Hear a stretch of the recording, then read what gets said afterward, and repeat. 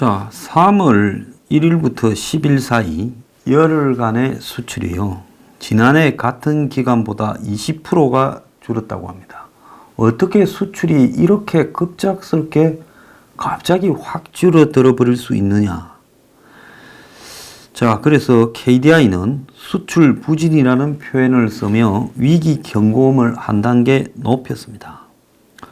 자, 관세청에 따르면 3월 1일부터 3월 10일, 그러니까 오늘이 12일이니까 그저께까지 수출액이 109억 5,800만 달러로 작년 같은 기간에 135억 4,200만 달러보다 19.1%가 줄었다고 이렇게 나오고 있습니다. 전년 동을 대비하는 기준으로 지난해 12월부터 3개월 연속 수출액이 줄어들더니만 3월 달도 지금 열흘 동안에 이 정도면 한 달 내내 얼마나 줄지 지금 의문입니다.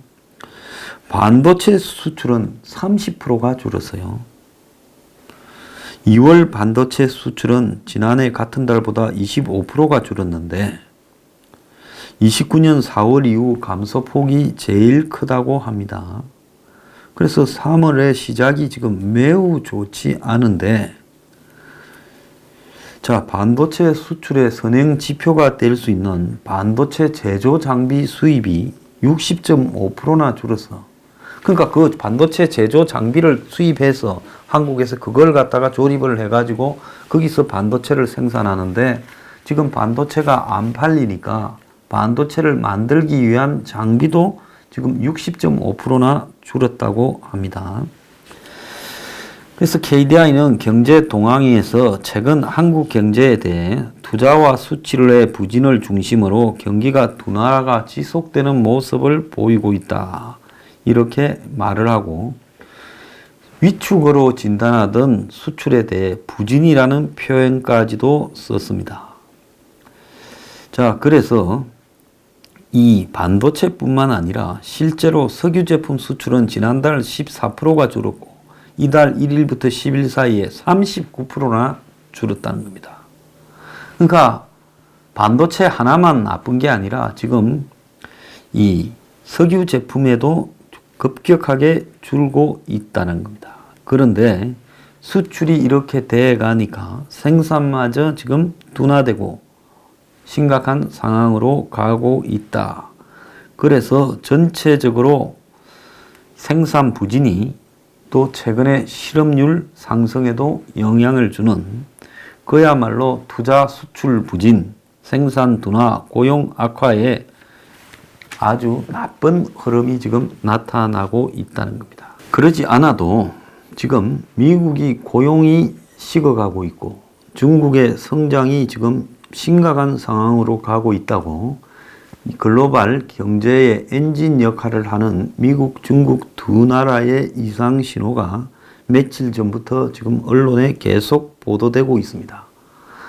G2라고 부르는 이 두 나라의 성장 둔화가 결국은 지금 이번에 나타난 한국 수출의 먹구름으로 직접적으로 연결되고 있다는 겁니다.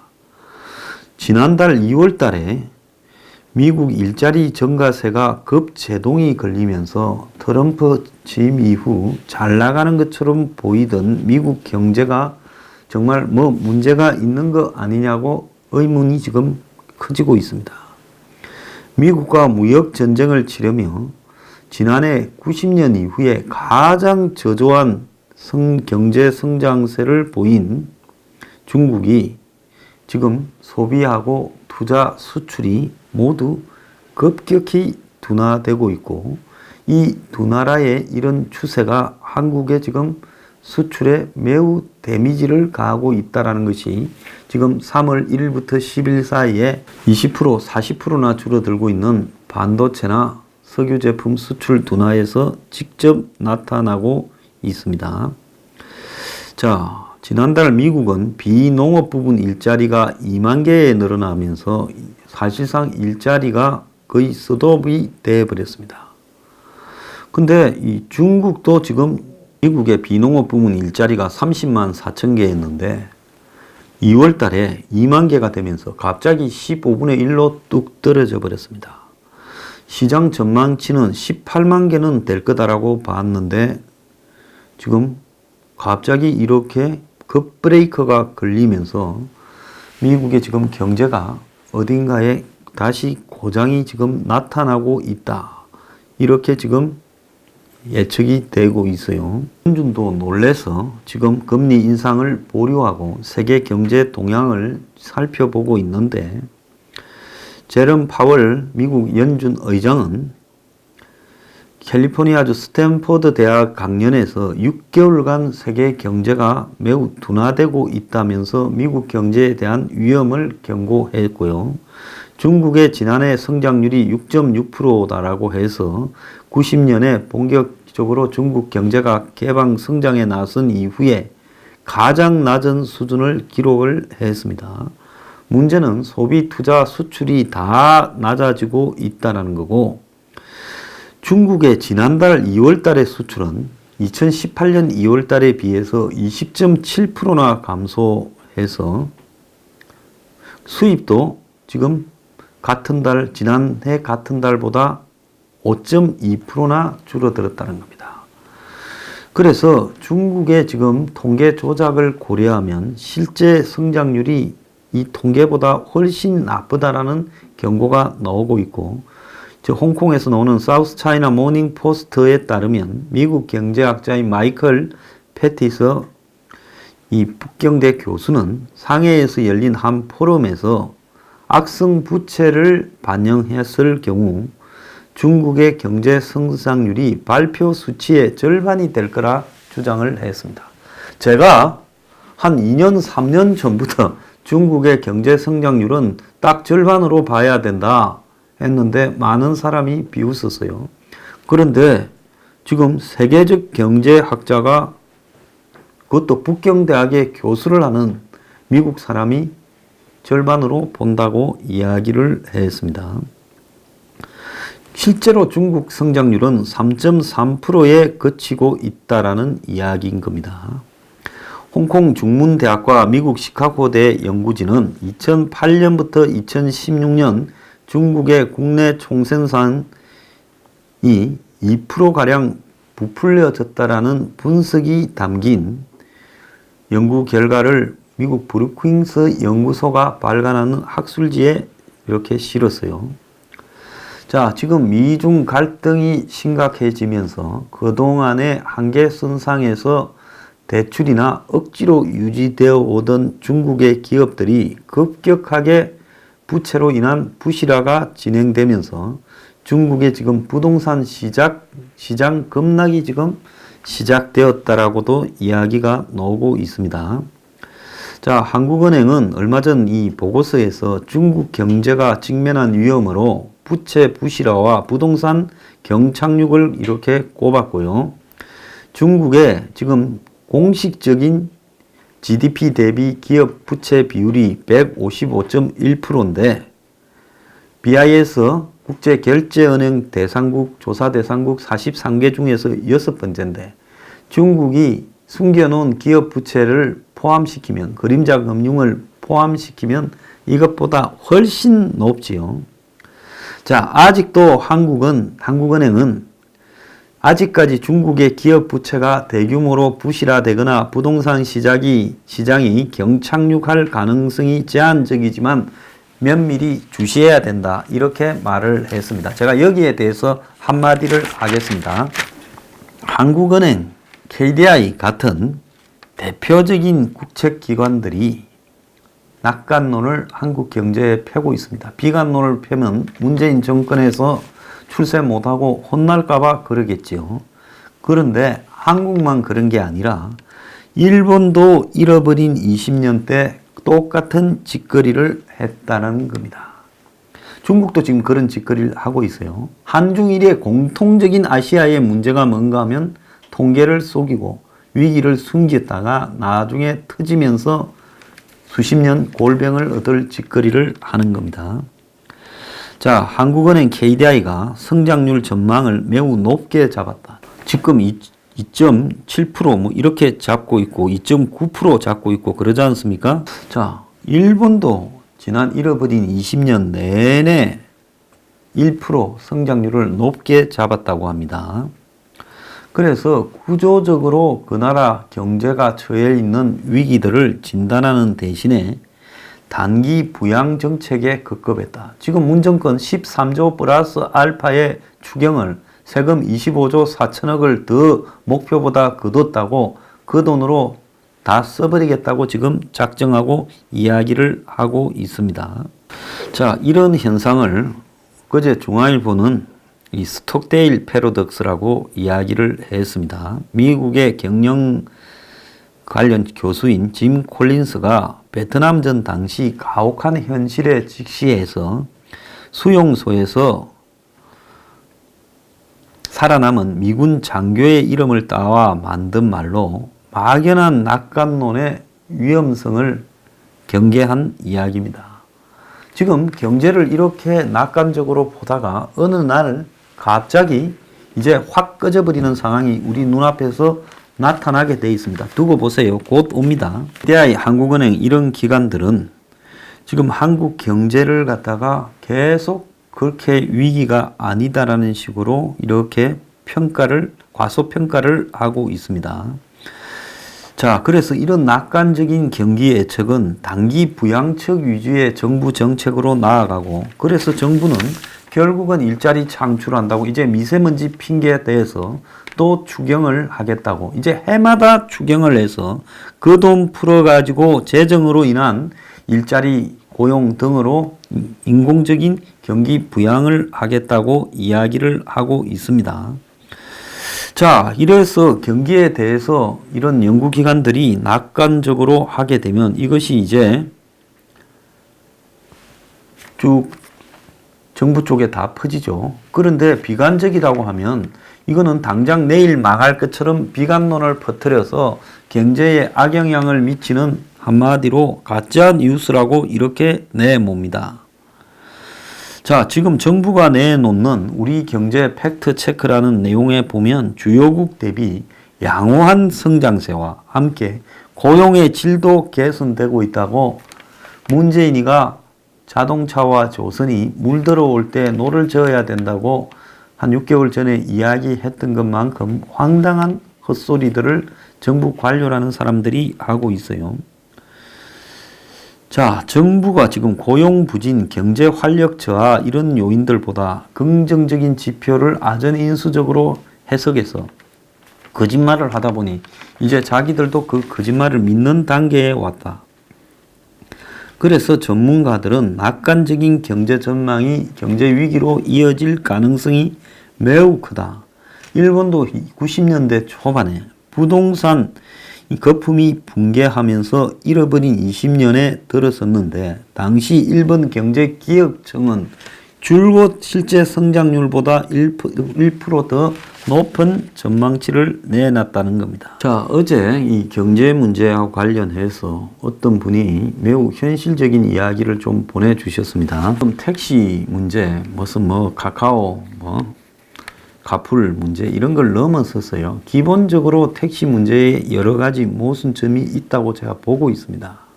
그러면 제가 해결책이 이거 빤하다고 보는데 어제 보내주신 부분도 저하고 아주 똑같은 말씀을 하고 현실적인 수치로 말씀을 하시더라고요. 그런데 지금 오늘 아침에 신문에 보면 버스 사고가 났는데 20대 버스 기사가 자기 돈으로 이 사고를 수습을 하려고 애를 쓰다가 결국은 지금 압박감을 느껴가지고 자살을 했습니다. 6월 29일 오후 10시 인천의 인적드문 도로변에 경기도 한 버스회사 운전사 정대영 씨 사망 당시 28세인데 이 사람이 자기 승용차 안에서 스스로 목숨을 끊었다는 거예요. 유서도 발견되지 않았다고 합니다.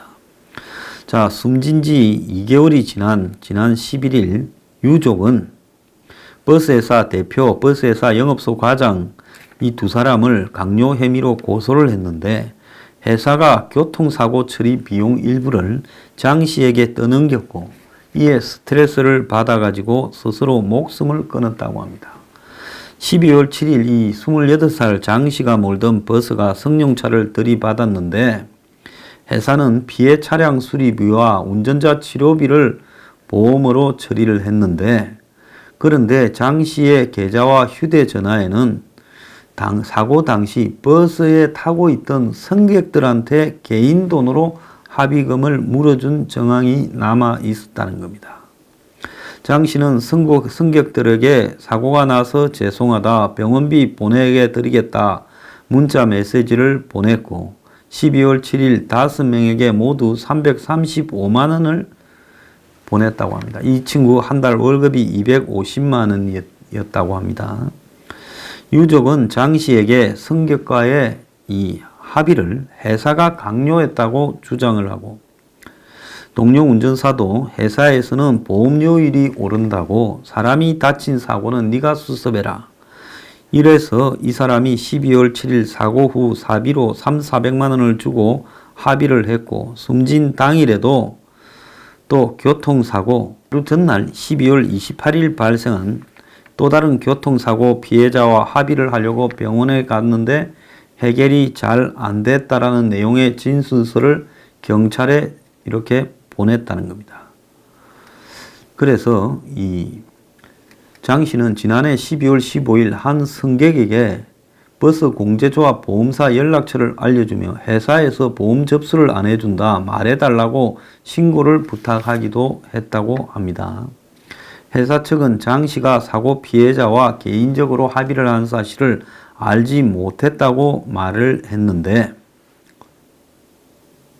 즉 회사 측은 운전자들에게 사고 승객들의 피해를 부담하라고 한 적이 없다라고 말을 하고 있습니다. 그런데 회사의 또 다른 운전사 B 씨는 지난해 사고를 냈는데 그달 급여 처리 비용을 제외하고 받았고 또 다른 운전사 C 씨는 사고를 낸 뒤 사무실에 불려갔는데 큰 사고라고 돈을 내라고 했다는 겁니다. 그래서 지금 김포경찰서와 고용노동부가 조사에 들어갔다는데요. 정말 악질들입니다. 수도권에 저렇게 큰 버스를 몰고 다니면 사고 안 날 수가 없지요. 참 악질입니다. 자, 어떤 분이 택시 기사분들을 위한 글을 보내오셨어요. 자, 근래 택시 기사들의 생존권 지키기를 위한 투쟁을 보면서 택시 제도 허점을 바라보면 참 안타깝다. 그래서 자기 견해를 보낸다면서 택시 사업은 일종의 차량 대여업이다. 회사 차량을 택시 기사가 빌려서 산악금, 즉 대여료를 납부하고 남는 금액으로 자신의 일당을 가져가는 거다. 그러니까 엄격하게 보면 회사 택시도 회사한테 택시 빌려서 자기가 벌어서 택시 대여료를 주는 거예요. 자, 그런데 이러한 경우 하루 산악금이 4만 원 이하 정도야 할 건데 지금은 14만 원 수준이니 기사는 힘들고 면허를 가진 택시 회사만 배불린다. 제가 이거 좀 조사해라고 택시 회사의 산악금이 얼마가 적절한지 정부 보고 조사 좀 해라고 숱하게 이야기를 했는데 사람이 먼저라는 문 정권에는 이런 것을 한 번도 조사하지 않았습니다. 자, 이 글을 보내신 분이 산타페 RV를 최신 옵션으로 리스하여 자기가 지금 타고 다닌대요.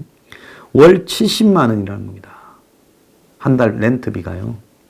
하루 2만 4천 원도 안 된다는 겁니다. 현재 택시는 25일만 운행을 하여도 이 하루 14만 원으로 계산을 하면 산악금 350만 원을 상회한다는 겁니다.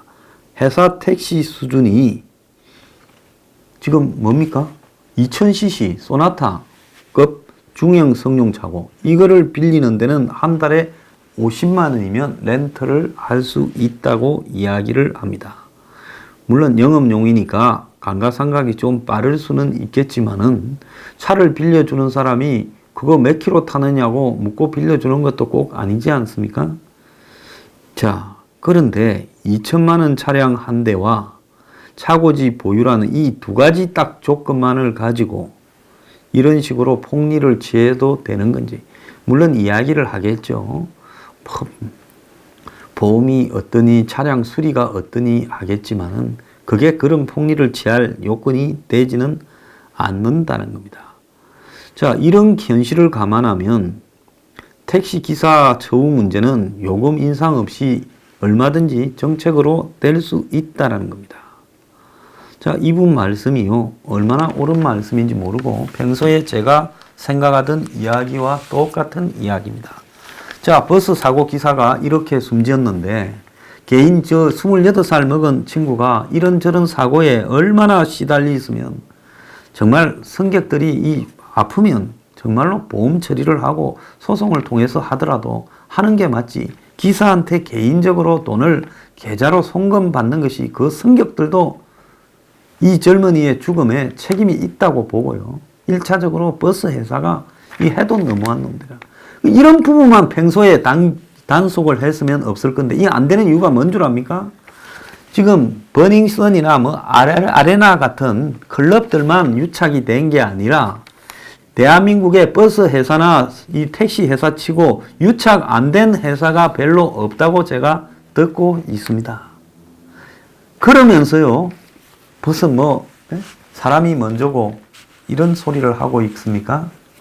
자, 택시 회사들이 연이어 분신 택시 기사들이 자살하고 또 그들이 막 십수만 명씩 모여서 시위하고 하니까 적당히 카카오 카풀 돈 벌어 먹게 해주고 타다 택시 돈 벌어 먹게 해주고 그 뒤에 다 IT 재벌들이 있지 않습니까?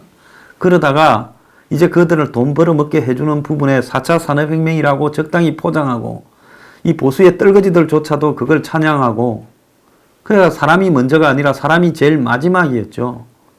그러다가 이제 이런 사고가 나면서요.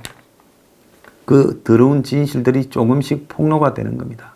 원래 버스 회사는요. 전부 버스 회사 운영비 국가에서 다 대줍니다. 그러면 굳이 회사라는 걸 해서 돈을 뜯어먹게 놔둘 필요도 없는데요. 국가에서 적자나는 건 다 보존해주고 앉아가지고 돈 뜯어먹고 삽니다. 이게 인간이 할 짓이냐. 버스 회사가 어떻게 운영되는지 알면 다들 놀라 자빠질 겁니다.